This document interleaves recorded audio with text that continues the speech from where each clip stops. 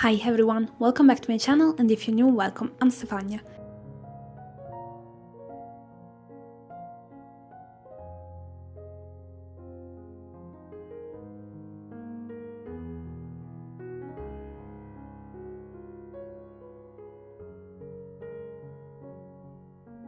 Today I'm gonna show you how I update my reading journal at the end of the month. So I'm gonna work on my monthly pages today, and I thought it was a nice thing to show you the process. The first thing that I update is my cover page.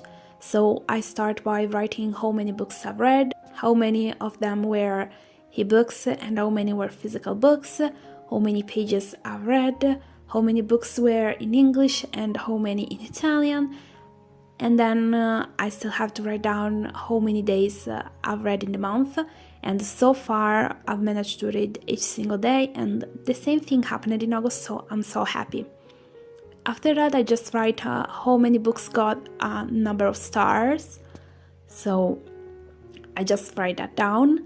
And this time for August you're gonna see that I've actually had one book for each rating, so I have always a one here or there, and I've never wrote two because not even two books got the same rating, but it's okay, it's perfectly fine. Then I go down and I update the generous one. This is the hardest one for me because sometimes I'm not sure about what to do here, or better, sometimes I'm like, okay, this book, how do I consider it? Is it a fantasy or what else? Sometimes I struggle.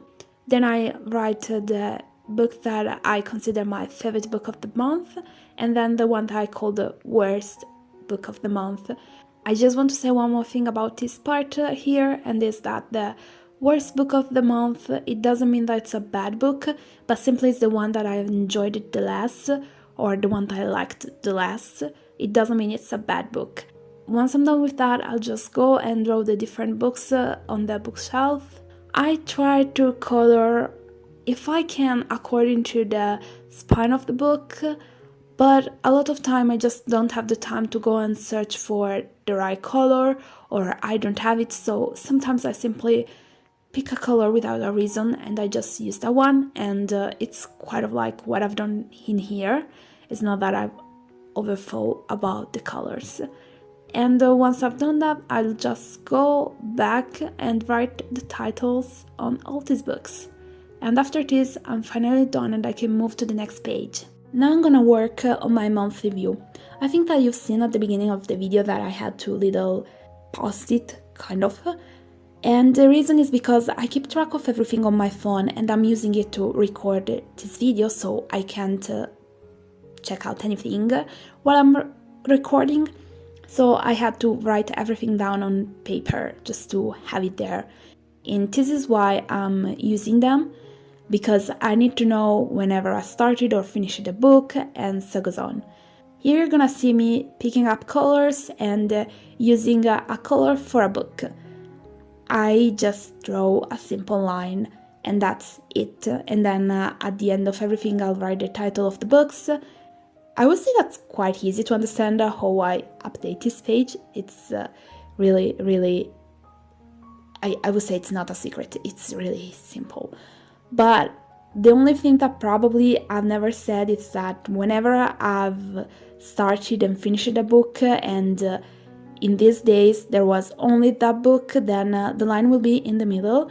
Elsewhere I'll just draw it at the top or at the bottom, like I've done in these cases, because there were a lot of days in which I was finishing a book and starting a new one in the same day, and that's why you will only basically see one book with, let's say, all the days just for itself.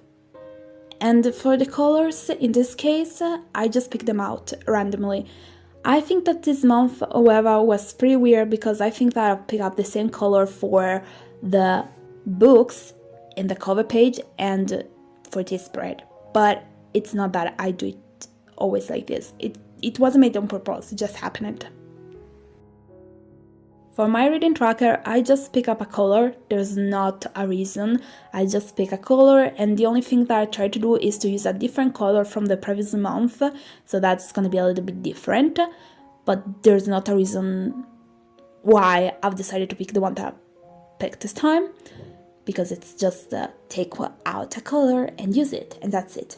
And I'll just simply draw a line that's gonna go from the very beginning until the number of pages that I've read that day. Once I'm done with drawing all the lines, I'll just take my pen and I'll write the exact number of pages that I've read next to that line. I think that I've explained this before, but I don't know, maybe it was last year, so I'm gonna try to say it again. Maybe it's gonna be helpful for someone. I've decided to write the exact number of pages next to the line because I can't say exactly how many pages I've read in that day, because I go from 10 to 10. And I know that if my line arrives in the middle between, I don't know, 10 and 20, it's gonna be 15. But then I can't be sure if I'm gonna do, I don't know, a line which is gonna be a little bit longer, if it's gonna be 16 or 17 or 18 pages, and so goes on. So I've decided to also write the exact number next to it, so I know it.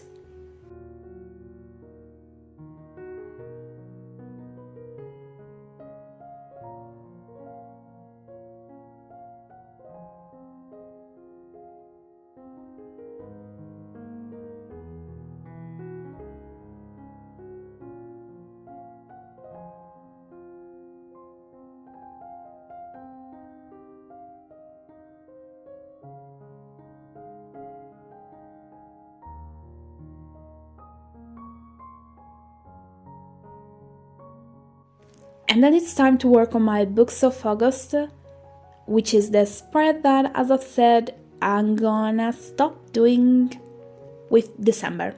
Just because I don't feel good with the idea of stopping using it right now. Like, I've done it every single month so far this year, and I don't wanna, let's say, leave the last few months of the year without this spread, so here we are. In this case, I have these things that I've decided to create earlier, and when I say earlier, I mean months ago. I've just used my stamp, and I've done this a lot of time so that I could have it for a few months, and I still have them. And with this stamp, all I have to write is the title of the book, the number of the book, the author, the date, a little review, and then there are 5 stars at the bottom of it, and I'm gonna color how many stars I've actually given to the book. The title is the title. The number, I think that I've said this before, and is that I simply start with book number 1 with the first book of the year, and then I keep on going, and then at the end of the year I start counting again, like I finish the year. When the new year starts, that's when I start again with number 1. I don't keep on going, I just start again from 1. And the problem for me is always the review, because there are only a few lines and I never know what to write in there. And the date, I write the date in which I've finished the book.